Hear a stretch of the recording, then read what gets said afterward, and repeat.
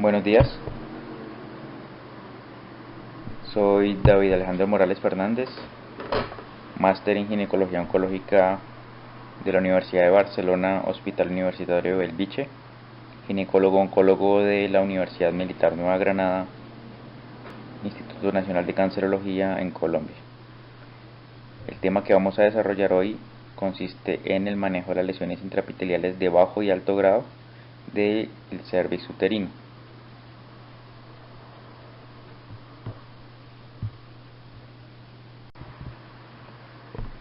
Dentro de la epidemiología del cáncer cervicuterino tenemos que recordar que es el cáncer cervical el segundo cáncer más común en las mujeres a nivel mundial, con una incidencia de 500.000 casos por año y con casi la mitad de muertes reportadas anualmente. Son unas 255.000 muertes a nivel mundial. El 80% del cáncer cervical siempre va a ocurrir en países en vías de desarrollo como nuestro país, y en Latinoamérica pues se convierte como la primera causa de cáncer ginecológico en nuestra población. La incidencia y mortalidad por cáncer de cervix para Colombia, según Globocan, en el año 2012 reporta una incidencia de 18.7 por 100.000 habitantes y una mortalidad de 7 por 100.000. Los programas de tamización pues continúan siendo la base fundamental para la reducción de mortalidad por cáncer cervicuterino, y deben ser programas de tamización organizados y en seguimiento continuo por parte de los ministerios de sanidad y ministerios de salud de cada país. Para recordar algo del virus del papiloma humano, que es el virus que produce las lesiones preinvasivas del cáncer cervical, tenemos que el virus del papiloma humano es un virus que pertenece a la familia Papoviridae. Es un virus que no tiene envoltura, pero posee una cápside proteica aproximadamente compuesta por 8.000 pares de bases, y tiene genes codificados tempranamente y genes de codificación tardía. Los genes de codificación tardía pues son el gen L1 y L2, que conforman proteínas estructurales encargadas del ensamblaje y de cápside viral, y los genes de codificación tardía, como son el E1, E2, E4, E5, E6 y E7, se encargan de regulación de proteínas no estructurales, y cada uno tiene una función en relación al transporte vesicular y liberación del virus, como es el E5, ensamblaje y liberación de viriones, como es el E4. El E2 tiene relación con la replicación del ADN viral y la expresión genética, y otros genes encargados de la disrupción del ciclo celular y la inmortalización celular cuando el virus se incluye dentro del ADN celular, como son los genes E6 y E7, que se relacionan con la P53 y con la proteína del retinoblastoma, produciendo oncoproteínas de inestabilidad genómica que se encargan de la replicación e inmortalización de la célula cuando ésta ya tiene una vía hacia la inmortalización y multiplicación, produciendo una lesión displásica y posteriormente infiltrativa en el cáncer cervical. Debemos recordar también que la infección por el virus del papiloma humano en su mayoría van a ser infecciones transitorias. Tanto los virus considerados como de alto riesgo de desarrollo de cáncer cervical como los virus considerados de bajo riesgo de cáncer cervical tienen alta probabilidad de tener una resolución espontánea luego de la primoinfección. La infección aproximadamente dura en un periodo de 18 meses, y el 90% de las mujeres van a tener una resolución espontánea de su infección durante este periodo. Algunos van a tener persistencia durante la enfermedad, y el riesgo aproximadamente pues, de desarrollar en 1 a 2 años un NIC3 o una lesión intraepitelial cervical de alto grado es de aproximadamente un 20 a 30% en las pacientes que tienen persistencia durante este periodo de tiempo.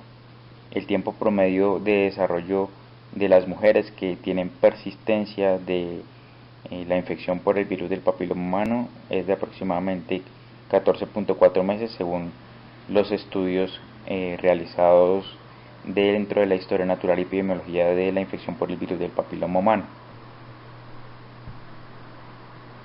Pero recordemos que en su mayoría van a ser infecciones que se resuelven espontáneamente. Aproximadamente un 70% de las infecciones se van a resolver en los primeros 12 meses y el otro porcentaje van a resolverse en su totalidad en 18 meses con una persistencia aproximadamente de unos 10% dentro de la población que se infecta por el virus del papiloma humano.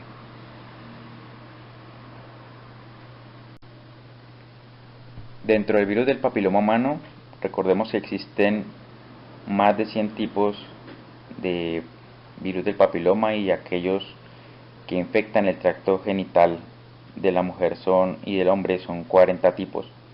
Existen tipos de VPH de bajo riesgo y otros categorizados como virus del papiloma humano de alto riesgo. Dentro de los virus del papiloma humano categorizados como alto riesgo, los más importantes son el 16, el 18, el 31, el 33, el 35 y otros virus categorizados como de bajo riesgo frecuentes dentro de la población son el 6 y el virus 11. Tenemos entonces que dentro de los virus categorizados como bajo riesgo pues son aquellos que van a producir un 90% infecciones asociadas a verrugas genitales o a papilomatosis respiratoria, y dentro de los virus de alto riesgo tenemos que el 70% van a estar asociados con cáncer de cervix, 40% con cáncer de vulva, vagina y pene, 90% con cáncer de ano, 12% con el desarrollo de carcinoma orofaringio y un 3% de asociación con el cáncer de boca.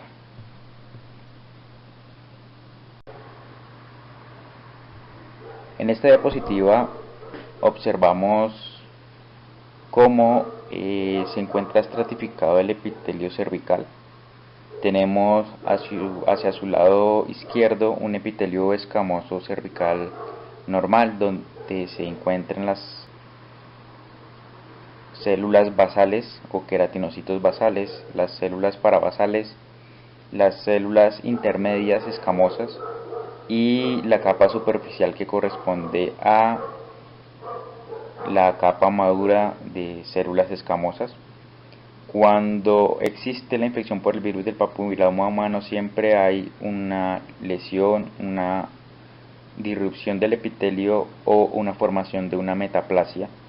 Por allí ingresa el virus del papiloma humano.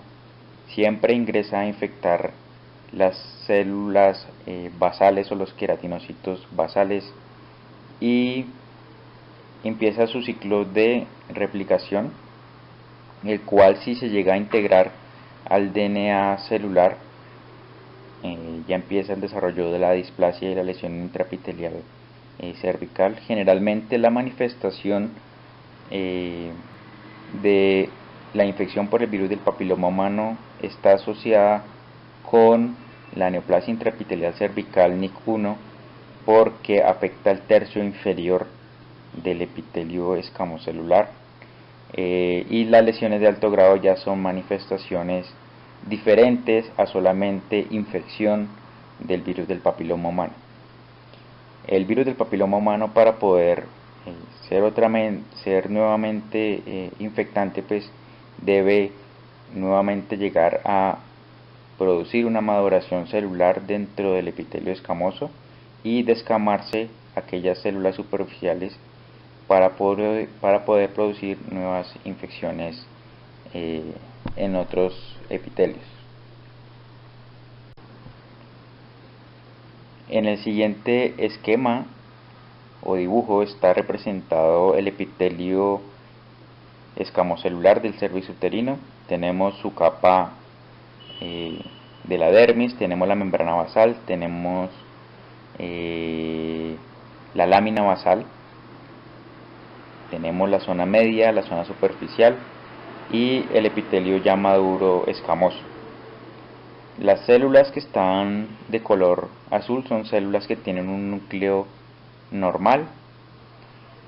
Adyacente a esta vemos una representación de partículas infecciosas virales, la cual siempre ingresa, como hablábamos anteriormente, hacia la capa basal, producen la infección de la célula y entonces se produce representado en la primera parte adyacente a las células azules unas células que ya tienen un núcleo mucho más grande, un núcleo que tiene una conformación irregular, pero que solamente estas células displásicas van a estar en el tercio inferior de los 3/3 del epitelio escamocelular. Adyacente a estas, si la replicación continúa, van a ocupar 2/3 del epitelio escamocelular y esta corresponde a una neoplasia intraepitelial cervical NIC2. Si la célula y el virus del papiloma humano ya está integrado dentro del ADN celular, ocurre la multiplicación, la pérdida de la polaridad, la irregularidad nuclear, la pérdida de la relación núcleo-citoplasma a nivel de los 3/3 del epitelio, y es lo que nosotros llamamos NIC3. ¿Qué diferencia hay entre el NIC3 y el carcinoma escamocelular in situ? Clínicamente, para el manejo práctico, ninguna. Dentro del estudio histopatológico, los patólogos llaman NIC3 cuando hay pérdida de la polaridad en los 3/3 del epitelio, pero se conserva una capa superficial que puede llegar a ser normal dentro del epitelio escamocelular. Cuando esta capa superficial se compromete también y se descaman células irregulares displásicas, pues es un carcinoma in situ. Y cuando el carcinoma in situ empieza a invadir y hay disrupción de la membrana basal, como ocurre en la zona derecha de la gráfica, pues se corresponde a un cáncer cervical invasor. En esta diapositiva podemos observar la representación histológica de lo que acabo de explicar en la gráfica anterior. Tenemos los criterios histopatológicos en los cuales se incluye las características de una neoplasia intraepitelial cervical, como es el núcleo aneuploide, figuras mitóticas anormales y pérdida de la maduración normal del epitelio. Y el NIC pues va a depender de la extensión de la estratificación en el epitelio. Tenemos el NIC1, que siempre va a comprometer las células basales y parabasales y está asociada con coilocitos, que son representaciones celulares de la infección por el virus del papiloma humano. El NIC2 y el NIC3 considerados como lesiones intraepiteliales cervicales de alto grado y que son la manifestación de la inclusión del ADN viral al ADN celular. Vemos que hay en el NIC3 una capa muy superficial de células que pueden ser normales, como explicaba anteriormente, por eso se corresponde a una neoplasia intraepitelial cervical NIC3. Pero si esta capa también se compromete, pues el patólogo nos va a reportar un carcinoma in situ, ya que la lámina basal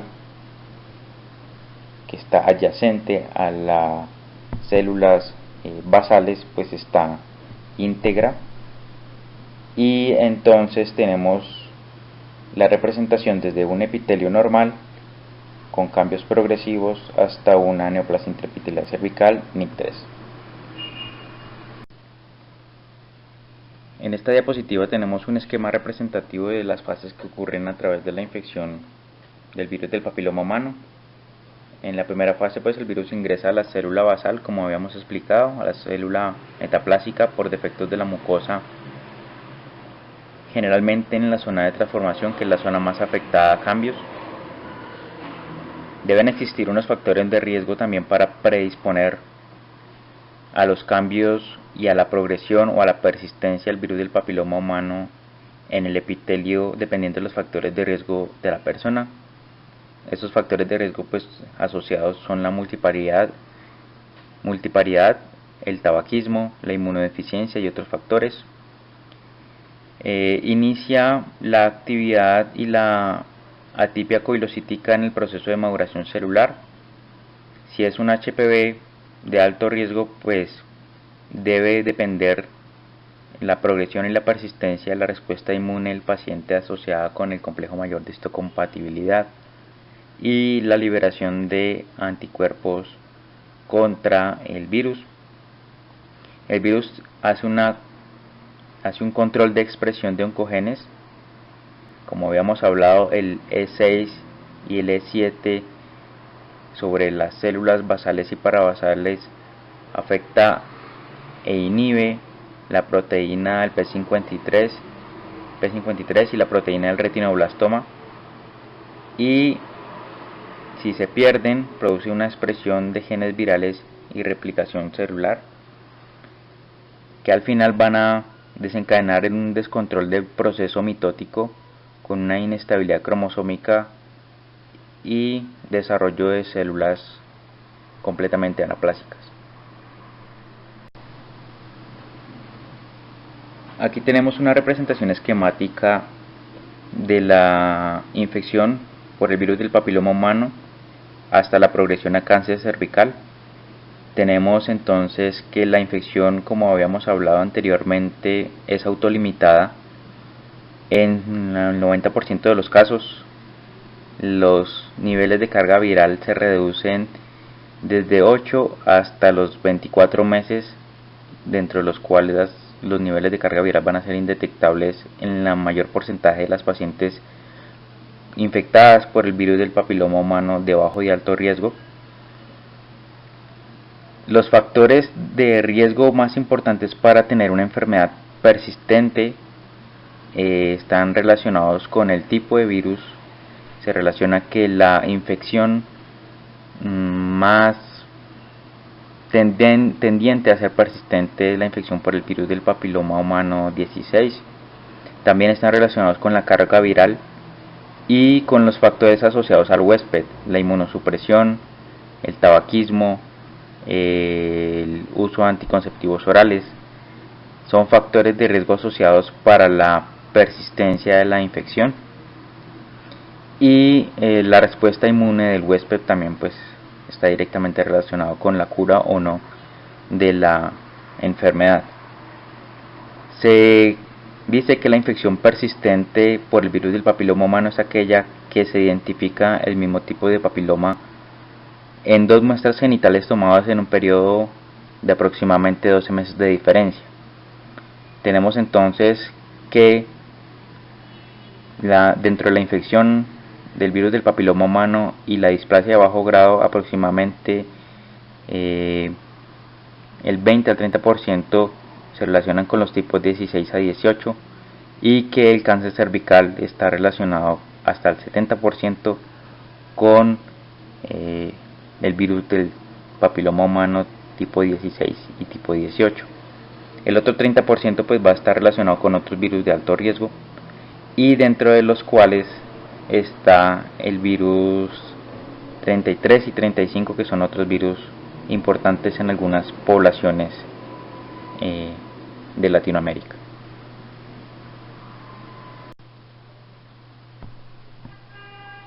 En la siguiente tabla vemos las diferentes pruebas diagnósticas para la infección del virus del papiloma humano.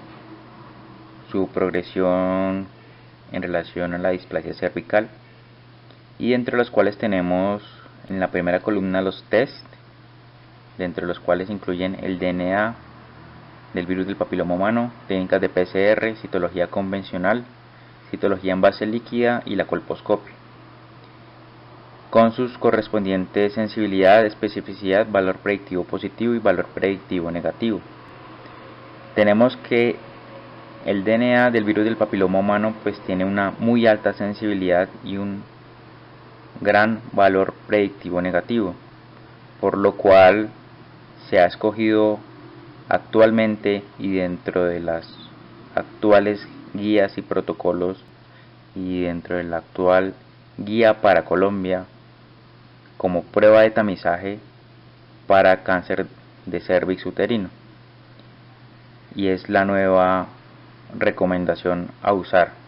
La citología convencional, aunque en algunas poblaciones se sigue empleando, pues tiene una sensibilidad baja del 51%, con una buena especificidad del 98%, pero se convierte en el método para realizar triage ante una prueba positiva en mujeres por encima de los 30 años para infección por VPH de alto riesgo, con lo cual se define si una mujer debe ir a colposcopia o no. Y la colposcopia tiene una sensibilidad del 95% y es el método pues de diagnóstico para la neoplasia intraepitelial cervical, y el colposcopista va a ser quien nos va a hacer el diagnóstico, y según las características del cervix uterino, los hallazgos colposcópicos y el diagnóstico histopatológico, nosotros vamos a tomar las conductas que vamos a estudiar más adelante para el tratamiento de cada neoplasia intraepitelial cervical según la edad de la mujer.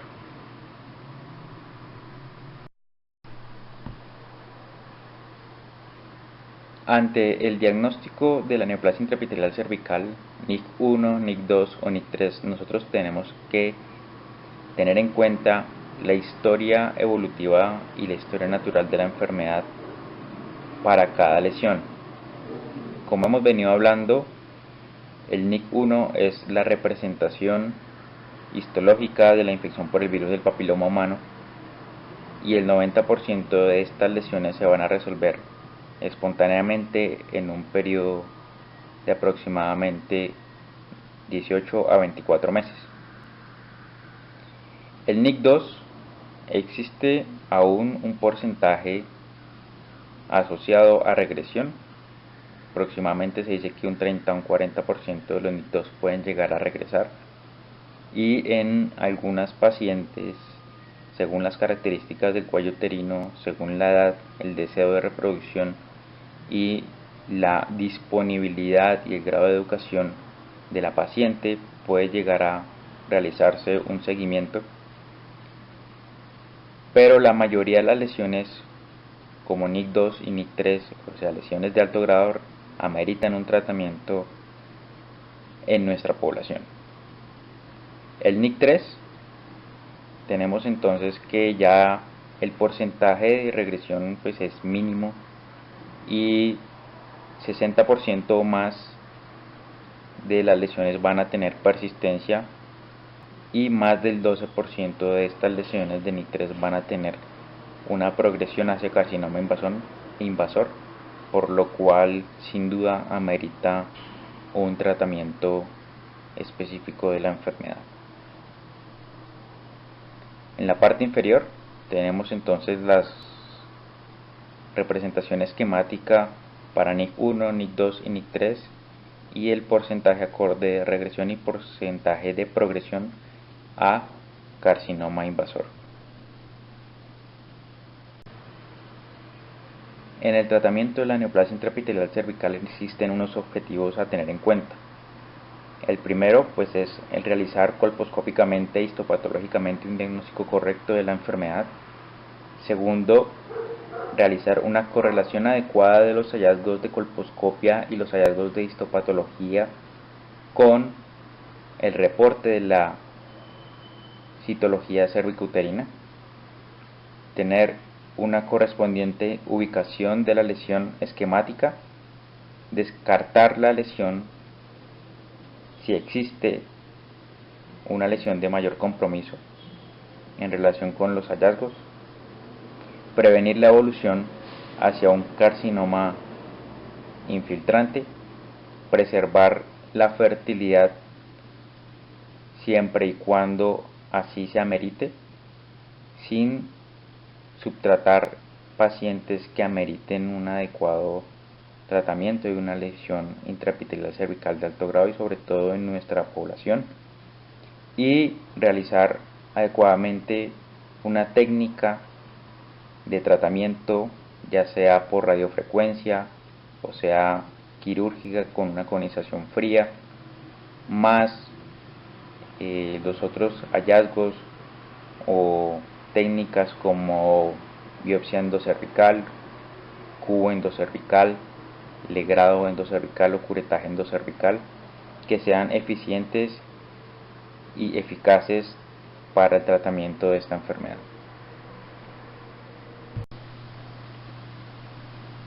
Dentro de las técnicas de tratamiento de la neoplasia intraepitelial cervical existen también los procedimientos ablativos, como son las cauterizaciones o la más usada como es la crioterapia.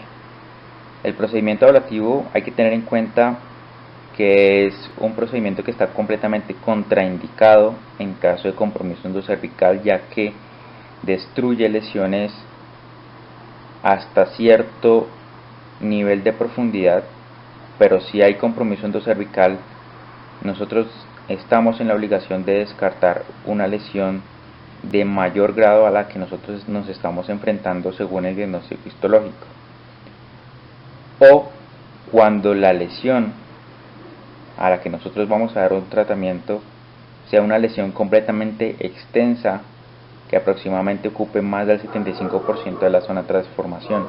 Es una lesión que posiblemente va a quedar subtratada y que necesitamos hacer confirmación por medio de histología de los bordes de tratamiento de esa lesión y de los márgenes de esa lesión, por lo cual estos procedimientos ablativos están contraindicados bajo estos aspectos. A continuación vamos a hablar de los esquemas de tamización actuales para Colombia según las nuevas guías del Ministerio de Salud y del Instituto Nacional de Cancerología para la tamización de cáncer de cervix uterino en la población colombiana. Como les mencioné anteriormente, la tamización actual se implementará con la prueba de ADN del virus de papiloma humano. Como ven en el esquema, una mujer que se hace una tamización con virus del papiloma humano tiene que estar en el rango de edad de 30 a 65 años. Pacientes por debajo de esta edad y por encima de los 25 años se realizará tamización como se venía haciendo anteriormente con citología convencional. Y si una citología en esta población es negativa en el rango de edad de 25 a 30 años, se pasará a una citología próxima en los siguientes 3 años. Ahora, si la mujer cumple el rango de edad de 30 a 65 años y realizamos la prueba de tamización de ADN de virus del papiloma humano de alto riesgo y es positiva, se debe realizar el triage con citología. ¿Qué significa triage? Pues triage es el método de selección para determinar si una paciente debe ir a procedimiento colposcópico o no. Si la citología llega a ser positiva, la paciente amerita una colposcopia. Si la citología es negativa, pues la paciente continuará con un control para la infección por el virus del papiloma humano. Si la prueba del virus del papiloma es negativa, La tamización siguiente con la misma prueba se realizará en 5 años.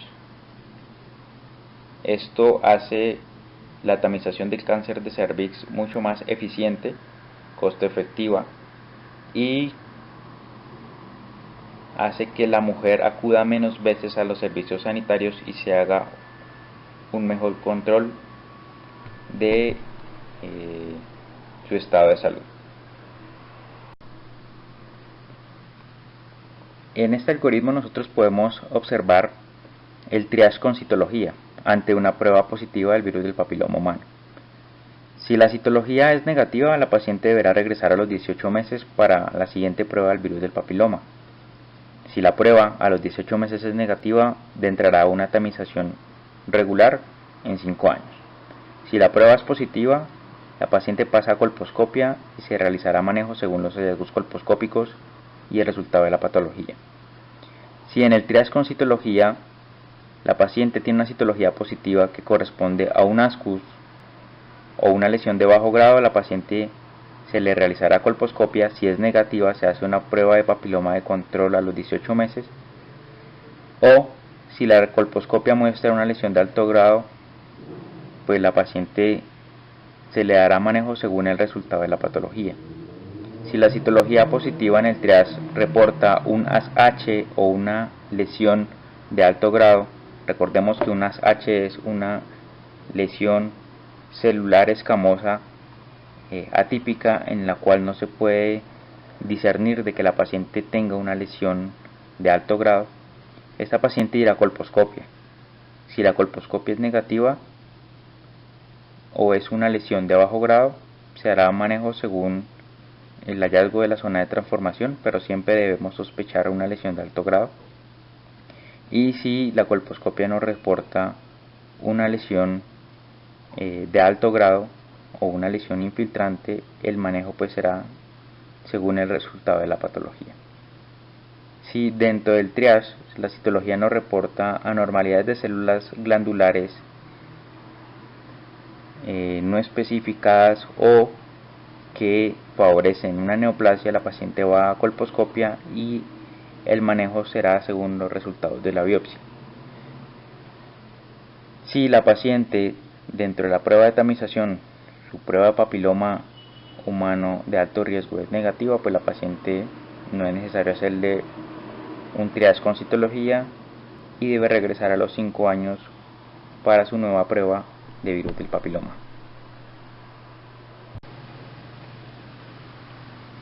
En este esquema representamos el manejo de la paciente con una prueba de papiloma positivo en su tamización con una citología de triage negativa.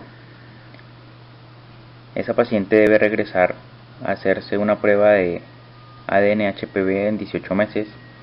Si la prueba es negativa, pues regresará a su tamización de rutina en 5 años. Pero si la prueba es positiva, irá a colposcopia y biopsia, obviamente de exocervix y endocervix, pues excepto si está embarazada, que es una contraindicación para biopsia y procedimientos de canal cervical. Si la colposcopia es negativa, pues la paciente se hará un control a los 18 meses para determinar si ya depuró el virus. Si se encuentra colposcópicamente una lesión de bajo grado, en esta paciente pues se hará un tratamiento ablativo, ya que se demuestra que hay una persistencia de una lesión. Y si la colposcopia encuentra una lesión de alto grado o un carcinoma infiltrante, pues los manejos serán según el resultado de la patología.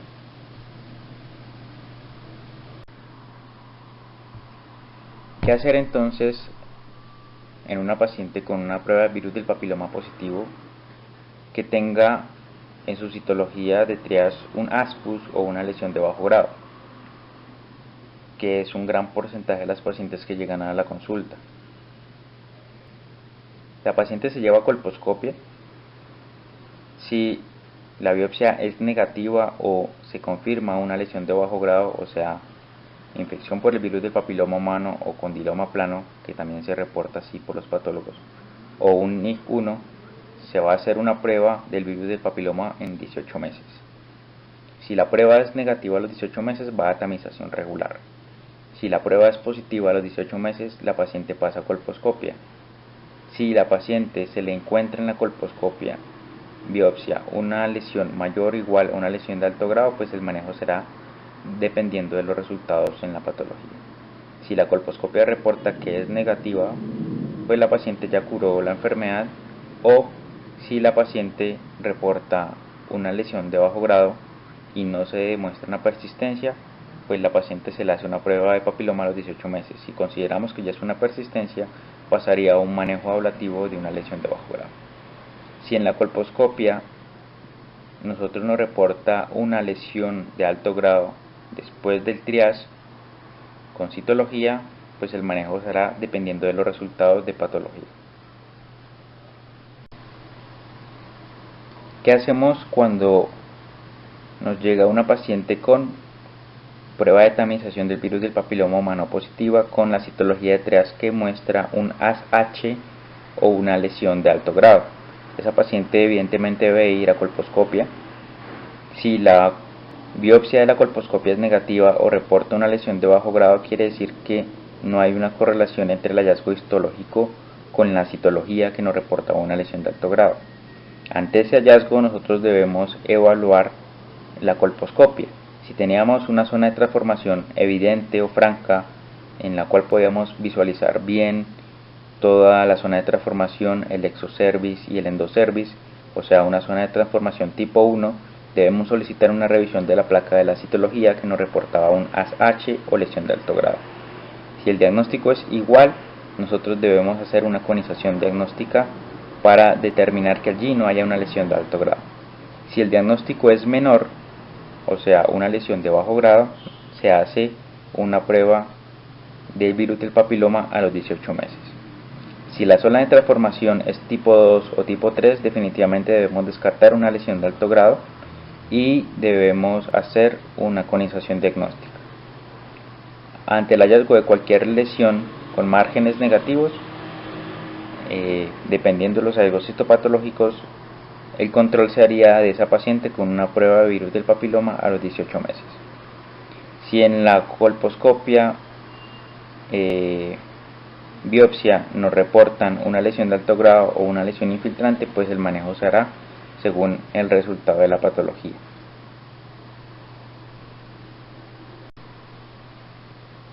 Si la citología nos reporta células glandulares atípicas, la paciente irá a colposcopia, biopsia.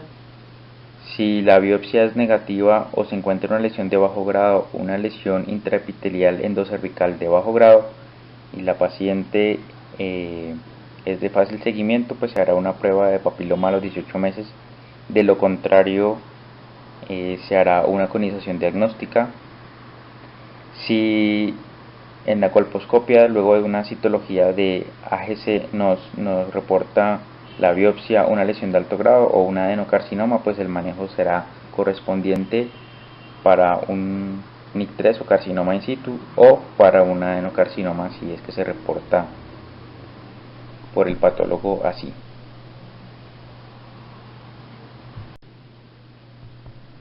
Si la citología no reporta células glandulares atípicas que favorecen una neoplasia, pues la paciente evidentemente debe ir a una colposcopia biopsia. Si la biopsia reporta una lesión de alto grado o un adenocarcinoma, pues el manejo es según el diagnóstico patológico. Si luego de la colposcopia la biopsia es negativa o reporta una lesión de bajo grado o un adenocarcinoma in situ, pues la lesión debe estudiarse y por eso se debe de realizar una conización diagnóstica para descartar un adenocarcinoma ante una biopsia negativa en una paciente que tenía una citología glandular que favorecía una neoplasia. Este es el manejo más adecuado. En este esquema se representa el algoritmo para el manejo y el tamizaje de mujeres posmenopáusicas. Si la prueba del virus del papiloma es positiva, la paciente se le hace la citología de triage. Si la citología es negativa o reporta un ASCUS, la paciente va a colposcopia biopsia. Si la colposcopia biopsia es negativa o reporta una lesión de bajo grado, la paciente se hará seguimiento con una prueba de ADN del virus del papiloma en 18 meses. Si la colposcopia no reporta una lesión de alto grado o más, el manejo será según el hallazgo de histopatología. Si por el otro lado la paciente trae una citología de triage que reporta un ASH o una lesión de bajo grado o mayor, la paciente pasa a colposcopia. Si la colposcopia es negativa o hay una lesión de bajo grado, la paciente se le debe realizar una conización diagnóstica, ya que la citología sospechaba una lesión de alto grado en una paciente posmenopáusica y esta es la conducta más adecuada. Si la colposcopia biopsia encuentra una lesión de alto grado, pues el manejo será según el resultado de histopatología. Aquí tenemos el algoritmo de manejo de las pacientes que tienen una biopsia confirmatoria de NIC2 o NIC3. Este es el algoritmo de la Sociedad Americana de Colposcopia y Patología Cervical del 2013. Actualmente las guías de manejo no cambian en relación a que si es una mujer que desea paridad, se debe siempre informar el riesgo de no realizarse un tratamiento ante una lesión de alto grado y el riesgo que tiene de persistencia y progresión para cada enfermedad. Si es posible el diagnóstico de un NIC2 más específico por colposcopia y confirmatorio por la biopsia, uno podría optar por una excisión del área lesionada con excisión completa de la zona de transformación, o sea, hacer un LEP o hacer un JETS. Si la lesión es de alto grado, pues con mayor razón se debe decir a la paciente que tiene un NIC3 y explicar adecuadamente el riesgo de no tratamiento o de preferir no realizarse una excisión completa de la lesión antes de evaluar los resultados gestacionales, que es lo que más les interesa a las mujeres. Cuando la mujer ya ha decidido o ha completado su deseo de paridad, es mucho más fácil tomar una conducta porque ellas aceptan mucho más el procedimiento excisional. Si la biopsia reporta un NIC2 o NIC3 en una paciente con paridad satisfecha, la conducta definitivamente es una conización o una excisión de la zona de transformación, un JETS, y dependiendo de los hallazgos colposcópicos, pues la paciente llevará un cubo cervical y siempre debe realizarse un curetaje endocervical después de haber hecho la conización, y debe siempre evitarse este procedimiento de curetaje o biopsias endocervicales en las mujeres gestantes. Cuando la paciente tiene un NIC2 o un NIC3 que es recurrente, la conducta siempre va a ser hacer una reconización. Si la reconización por las condiciones anatómicas y técnicas del cuello uterino no es factible, o cuando hay una lesión muy extensa que se extiende incluso hasta vagina, la histerectomía puede ser una solución y una técnica indicada para las pacientes con lesiones de alto grado NIC3 en estas condiciones.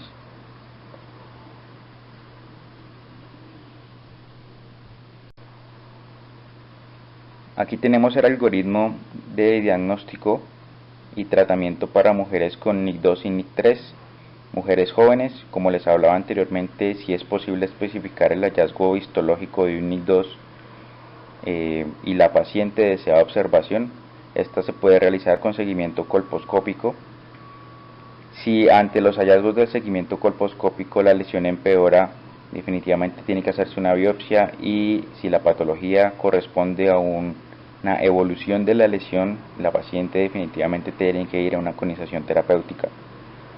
Si el diagnóstico inicial es un NIC3 o un carcinoma in situ, la paciente indiscutiblemente debe hacerse una conización, tratando de lograr márgenes libres, tanto márgenes de corte del cono como el vértice del cono, como el curetaje endocervical, más o menos el cubo endocervical, todo debe tener márgenes quirúrgicos libres para que sea un cono terapéutico. Si tenemos una paciente con un adenocarcinoma con sospecha o con diagnóstico por biopsia de un adenocarcinoma, o con una lesión de alto grado que se adentra hacia canal, o con sospecha de microinfiltración, todas estas lesiones son diagnóstico de una conización, preferiblemente conización con bisturí frío, ya que debemos lograr hacer un diagnóstico preciso en el corte de el cono, y muchas veces esto no se puede lograr a través de las técnicas de radiofrecuencia, ya que un inadecuado uso de las energías en la técnica de radiofrecuencia puede llegar a producir carbonización de los bordes de la lesión, y esto sería un impedimento grande para poder hacer un adecuado tratamiento y un seguimiento de la paciente. En relación a las lesiones de alto grado, NIC2, NIC3, carcinoma in situ con márgenes quirúrgicos visibles por colposcopia y márgenes quirúrgicos libres, el realizar una conización con radiofrecuencia o realizarla con bisturí frío no tiene una implicación en cuanto a los objetivos del tratamiento. Los dos son opciones factibles siempre y cuando, como les digo, se maneja adecuadamente las energías y el patólogo pueda visualizar correctamente los márgenes de sección.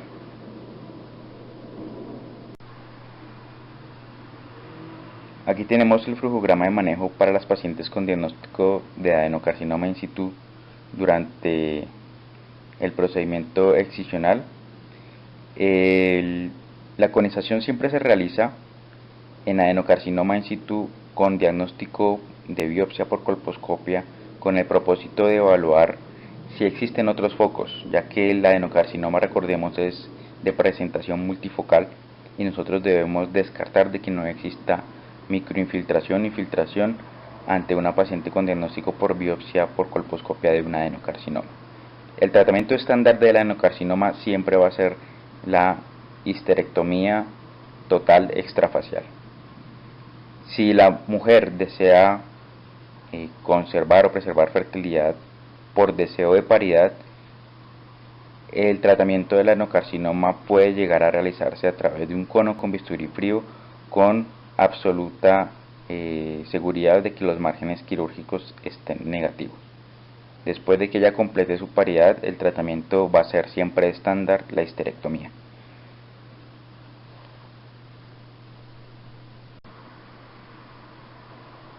A continuación vamos a hablar sobre unas recomendaciones que nos aporta la Guía de Práctica Clínica del 2014 del Ministerio de Salud. Dentro de las recomendaciones están las siguientes. Dice que no se recomienda continuar la tamización para cáncer de cópula vaginal en las mujeres sometidas a histerectomía por patología benigna y que no tengan un antecedente de patología cervical, ya sea NIC2, NIC3 o mayor. No se recomienda tampoco tratar a las mujeres con diagnóstico por primera vez de lesión intraepitelial de bajo grado. O sea, como hablábamos anteriormente, todas las lesiones intraepiteliales de bajo grado, NIC1 o el diagnóstico de condiloma plano, por primera vez no se recomienda un tratamiento ablativo ni excisional. Se debe hacer un seguimiento y se debe hacer un control para evaluar si la mujer ya depuró la infección por el virus del papiloma y hacer un test de BPH de alto riesgo a los 18 meses.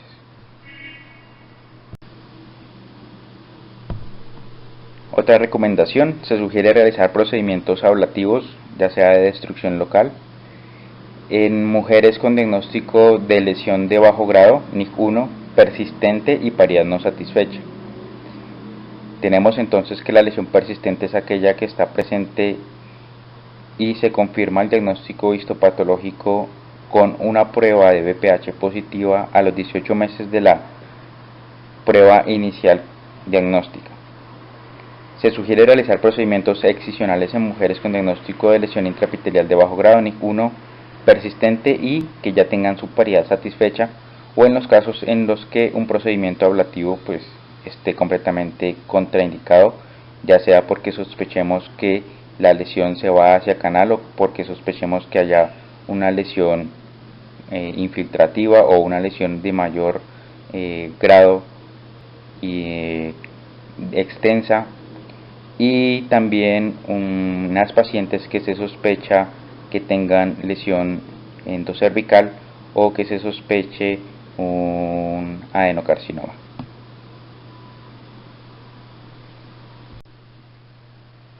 Otras recomendaciones: se sugiere realizar procedimientos excisionales con radiofrecuencia en mujeres con diagnóstico de lesión de alto grado, NIC2 o NIC3.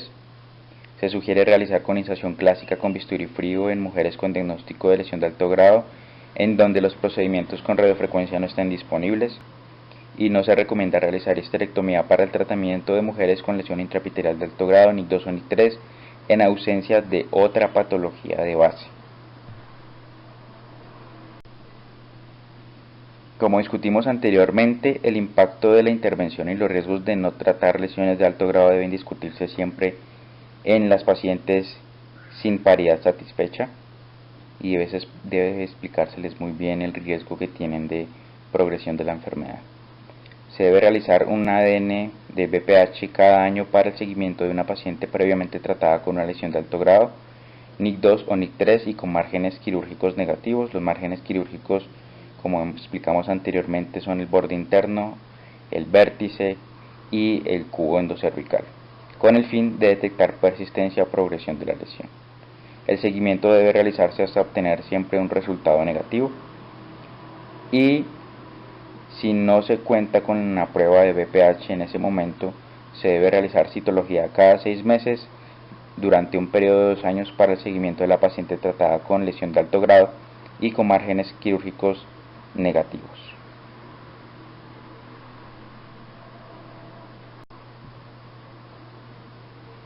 Se sugiere usar conización diagnóstica con bisturí frío más curetaje endocervical para orientar el manejo de las mujeres con sospecha siempre de adenocarcinoma in situ. Se puede usar braquiterapia en las mujeres con diagnóstico de adenocarcinoma in situ y paridad satisfecha, en las que tienen una contraindicación quirúrgica absoluta para un procedimiento como histerectomía. Y en mujeres embarazadas siempre la colposcopia se debe realizar después del primer trimestre, y especialmente o con indicación de pacientes que estén gestando y que tengan citologías ASCUS y que tengan asociado a este ASCUS un test de BPH positivo, o que tengan un ASH, o sea, que no se pueda descartar una lesión de alto grado, o citologías mayores a esta lesión, o sea, una lesión de bajo grado, una lesión de alto grado, un carcinoma, son indicativas de colposcopia después del primer trimestre.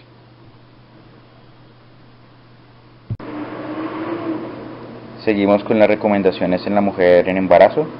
No se sugiere remitir a colposcopia a las pacientes embarazadas menores de 25 años que estén tamizadas por fuera del programa regular, en quienes se sospeche una lesión de bajo o alto grado, excepto cuando hay una sospecha citológica o clínica de un carcinoma.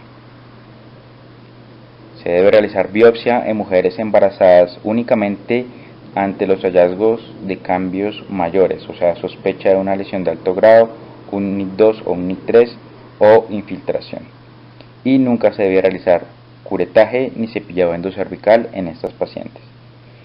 Se sugiere realizar conización diagnóstica, ya sea tradicional o por radiofrecuencia, solamente en los casos en que la biopsia reporte una lesión microinfiltrante o que colposcópicamente exista alta sospecha de infiltración.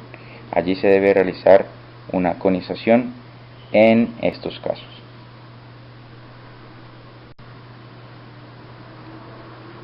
Ya hablamos entonces del caso en el cual se debe realizar conizaciones en la mujer gestante, obviamente por ginecología oncológica, y explicando obviamente los riesgos de pérdida de la gestación. Pero es importante hacer un diagnóstico y un tratamiento de las lesiones microinfiltrantes o infiltrantes en el embarazo. Cuando tenemos un diagnóstico por biopsia de colposcopia de NIC2 o NIC3 en el embarazo, no se debe realizar ningún tratamiento. Se sugiere reevaluar las mujeres gestantes con lesión de bajo o alto grado diagnosticadas por colposcopia biopsia 6 a 8 semanas después del parto con nueva colposcopia y biopsia, y evaluar de acuerdo al resultado la toma de la decisión mejor que le corresponda a cada paciente. Finalmente tenemos estas dos recomendaciones. La primera, se sugiere realizar una prueba de ADN BPH a los 18 meses para el seguimiento de las lesiones de bajo grado en mujeres posmenopáusicas cuya citología de triage inicial haya sido negativa o haya reportado un ASCUS. Y la segunda, se sugiere hacer conización diagnóstica y terapéutica para el manejo de la lesión de bajo grado en mujeres posmenopáusicas cuya citología de triage inicial haya sido un ASH, lesión de bajo grado o una citología con un peor resultado. Agradezco a ustedes su atención y espero sigan las recomendaciones y haya quedado todo claro. Muchas gracias.